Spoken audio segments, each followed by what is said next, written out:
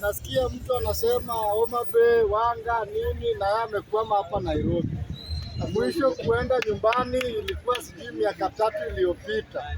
Maendeleo ambayo kwa Madamu Wanga anafanya yeye ajui. Yeye anashinda tu Oyugi Magwanga, Oyugi sijui nani.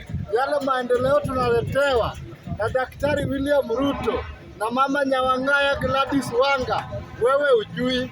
Ukitaka kujua maendeleo inafanyika Homa Bay, panda gari, enda Homa Bay, enda ona maendeleo. Mr. Speaker, hii Embakasi East tumesaulika kabisa. Wale ambao tulichagua wameenda wakapotea wakatusahau. Jioni ya leo hii nataka kuambia Tina Ogal, toka kwa redio, toka kwa station ya Citizen. Kura ipatikani pale kwa station, kuja kwa ground, kuja tafuta kura Tina Ogal.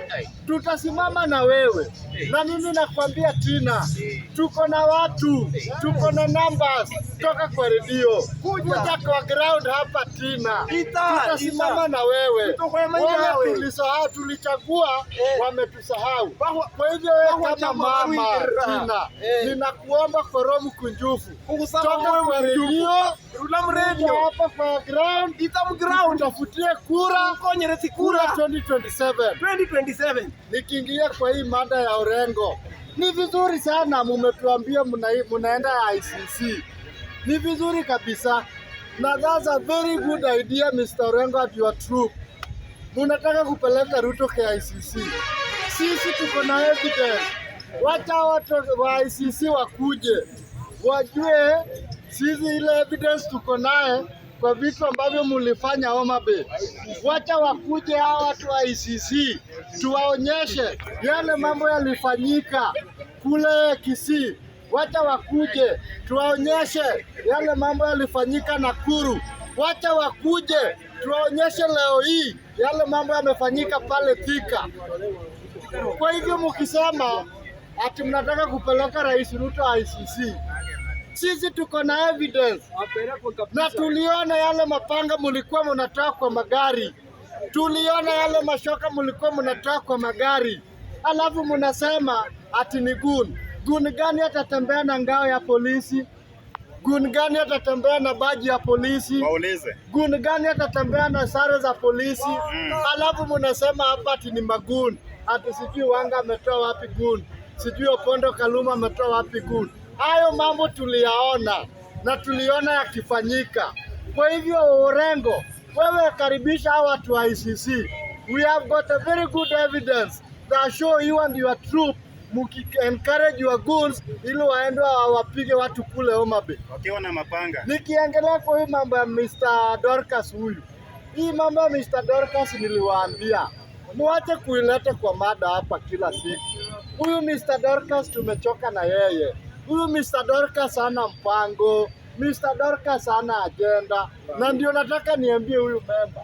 Leo inamuuma tukisema kwamba Mr. Dorcas alienda pale, ndugu ya Joanna Ng'eno amefariki. Anasahau ya kwamba Rigathi Gachagua huwa anasimama kila siku akisema kwamba anajua watu waliua Raila Amolo Odinga. Leo inamuuma tukisema kwamba Mr. Dorcas ameenda pale, mama ya Joanna Ng'eno amekuwa mgonjwa baada ya kutoka pale.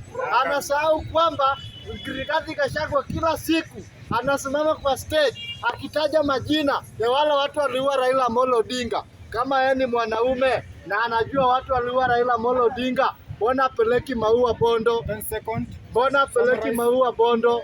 Kwa hivyo sisi Wajaluo sisi usema, yule mtu ameua mtu wako, yule mtu ameua bibi yako, hawezi kanyaga matanga. Na ndio sisi usema, huyu Mr. Dorcas, yeye ndiye alikuwa kipao mbele kwa kuwa Raila Amolo Odinga. Na ndio Mr. Speaker na Time up.